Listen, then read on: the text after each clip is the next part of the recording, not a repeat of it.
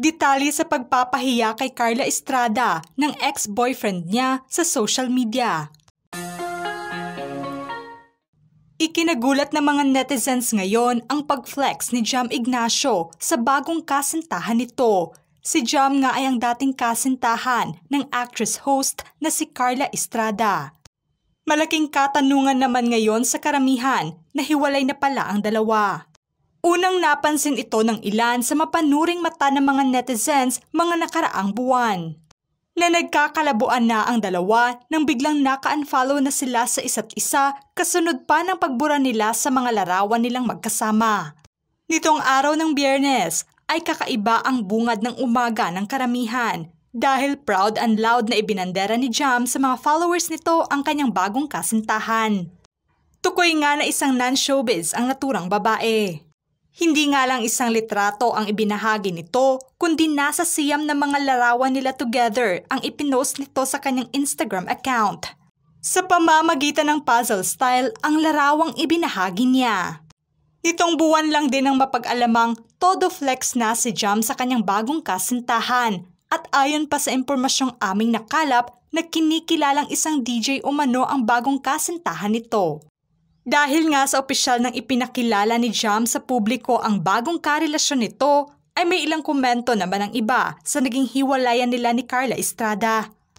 Naispatan pa na sa mismong account, nagkomento pa ang mga netizens sa username na Jaliao, na siyang itinuturong bagong kasintahan ni Jam. Nakalagay pa sa profile nito na isa pala itong #1 World Sexiest DJs taong 2020 at influencer din.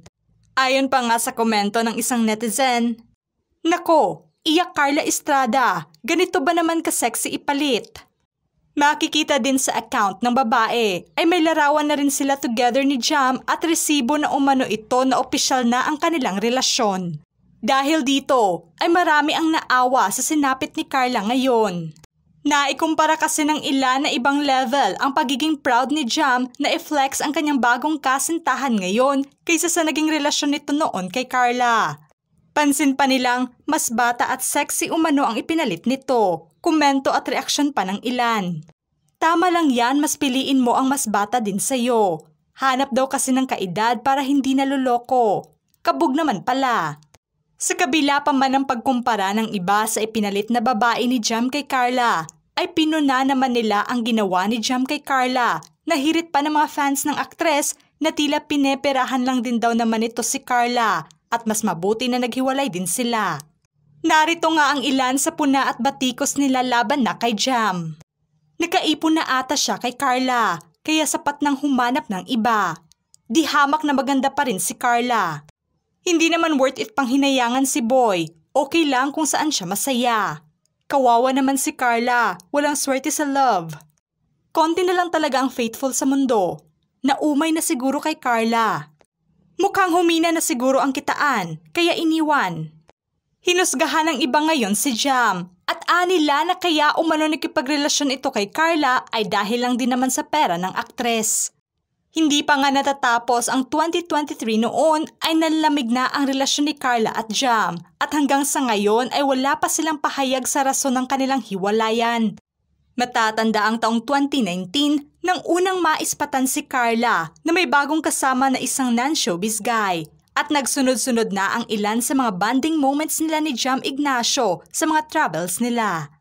Sa simula pa lang ng relasyon nila ay marami na ang pumuna sa kanila dahil hindi nga nila inakala na makikipagrelasyon si Carla sa mas bata sa kanya, kung saan nasa 9 years ang age gap nila. Noong una ay nahihiyang inamin pa ni Carla ang tungkol sa kanila dahil nga matanda na umano siya. At hindi umano siya komportabling pag-usapan sa publiko ang tungkol sa buhay pag-ibig niya. Nang maging opisyal nga sa publiko ang relasyon ng dalawa, ay unti-unti na ring nakilala ng publiko si Jam. Dahil na rin sa ilang pagkakataong nakapanayam ito ng publiko. Inamin pa ni Jam noon na nakikita na niya ang future niya kasama si Carla.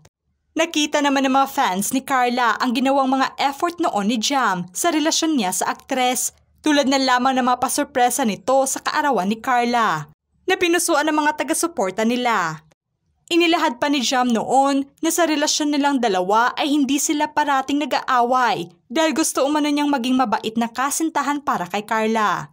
Bukas na pinasalamatan din ng aktres noon ang pangunawang ibinigay sa kanya ni Jam at sa sitwasyon ng kanyang pamilya. Sa relasyon ng dalawa noon ay bukas na tinanggap naman ito ng 4 na mga anak ni Carla, lalo na si Daniel Padilla. Suportado nga nila ang relasyon ng kanilang ina kay Jam at nakita naman daw nilang may nag-aalaga sa ina nila. Naging malapit din ito sa mga anak ng aktres at inilarawan pa ng dating couple na pinagtagpo talaga daw sila.